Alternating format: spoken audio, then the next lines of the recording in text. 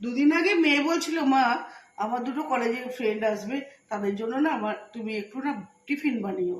তো টিফিনে কি বানাবো? তো বললো যে ঘুগনি, তোমার হাতের যে ঘুগনিটা ওরা খেতে খুব পছন্দ করে। তো আমি একবার দুবার কলেজে নিয়ে গেছিলাম, ওরা খুব পছন্দ করেছিল। মা ওইভাবেই বানাও না। তো আমি চেষ্টা করেছি সেইভাবেই বানাতে। তো বানিয়ে দিয়েছি, এই যে ঘুগনি বানিয়ে দিয়েছি। ঘুগনিটা না একটু পাতলা না খুব মোটা। তো বানালাম ঘুগনি। এবার তার সাথে সাথে একটু পেঁয়াজিও বানিয়ে দিলাম। যদি মুড়ি খেতে চাই তাহলে মুড়ি খাবে, মুড়ির সাথে ঘুগনি থাকলো, পেঁয়াজি থাকলো, আর সাথে একটা করে ডিম সেদ্ধ দিয়ে রাখলাম। খাবে খাবে, না খাবে না খাবে। আর হ্যাঁ, তার সাথে সাথে বানিয়ে রাখলাম এই যে পরোটা। কেউ যদি মনে করে না আমি ঘুগনির সঙ্গে পরোটা খাবো, সেটাও খেতে পারে।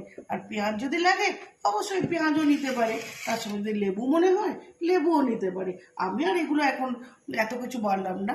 আমি শুধু এইটুকুই বলতে চাইলাম। আচ্ছা, কেমন লাগলো গো? ঠিক আছে।